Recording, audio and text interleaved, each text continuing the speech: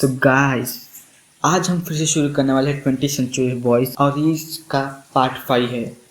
पहले के पार्ट जाके जरूर देख लेना। वहाँ तुम्हें चैप्टर की शुरुआत होती है, हमें दिखाया जाता है एक पुलिस ऑफिसर जो अपने सन-इन-लॉ से बात कर रहा था। कारण ये था कि उसकी पोती का बर्थडे था। वो अपने सन-इन-लॉ से पूछता है कि बच्चों को क्या पसंद है, जिस पे वो पिकाबो करके बोलते हैं सन-इन-लॉ। ये सब बातचीत में और पता चलता है कि जो ऑफिसर है वो एक्चुअली अपने सन-इन-लॉ और अपने बेटी से दूर रहते हैं करके। रीज़न क्या आगे पता चलेगा।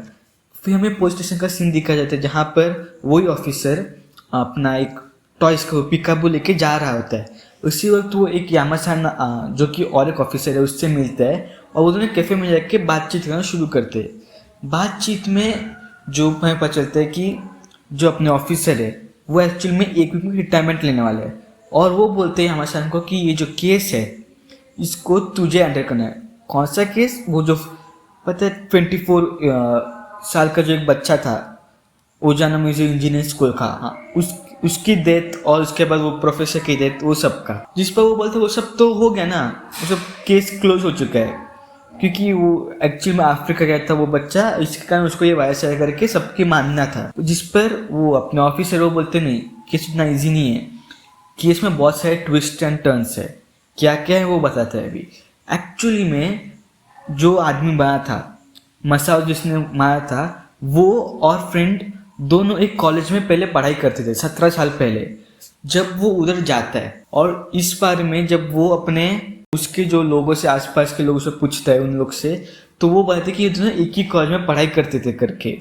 और जब वो उस कॉलेज में आता है तो उसको पता चलता कि फ्रेंड एक्चुअली इधर रहता था करके। अब वो एक वेयर हाउस है पर वो पहले घर हुआ करता था। जब वो घर में के आसपास लोगों से पूछना शुरू हुआ तो उसको एक एलिमेंट्री स्कूल मिलता है। वो स्कूल में वो जब सब ओपन करके देखता है कि जिस साल में वो होंगे, ऑफ कोर्स वो तो ऐसा कैलकुलेशन सब्ट्रैक्शन एडिशन करके उनको पता चल जाता। एंड पता सबसे बड़ी चीज़ क्या है?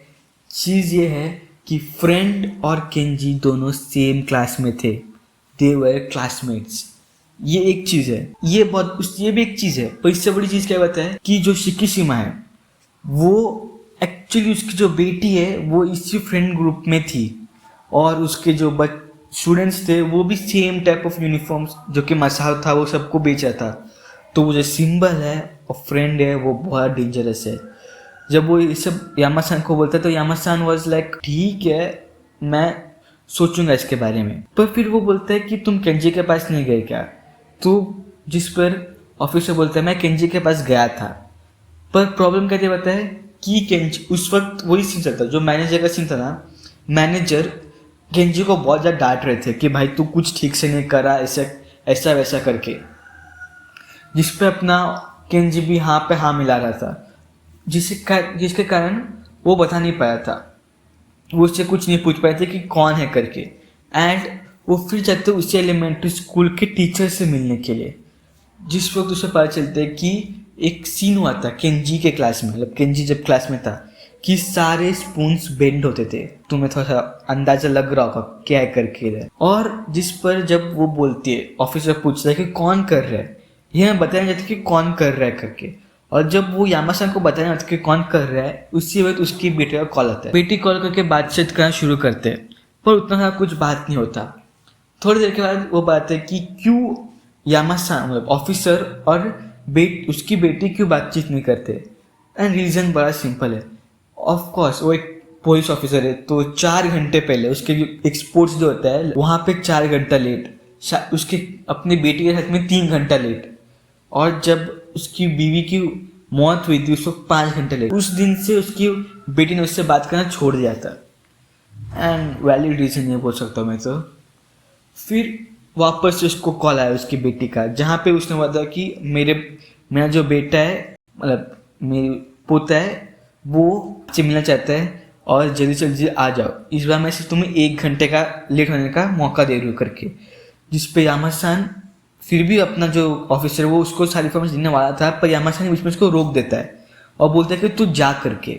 उसके बाद जो अपना यामासान है वो एक जगह पे जाता है, आई गेस बाथरूम में जाता है और बोलता है कि उस किसी से तो फ़ोन में बात करते बोलते हैं कि उस बूढ़े को हमसे बहुत ज़्यादा पता था, वो बहुत आगे पहुंच चुका था एंड हमें वो सीन दिखाया जाता है कि जिसमें जो ऑफिसर है उसके मुंह से खून निकल रहा था, एंड फिर यामासान बोलता है उसका प्योरिफिकेशन होने वाले करके, एंड बूम वो उधर ही मर जाता है जो अपना ऑफिसर है।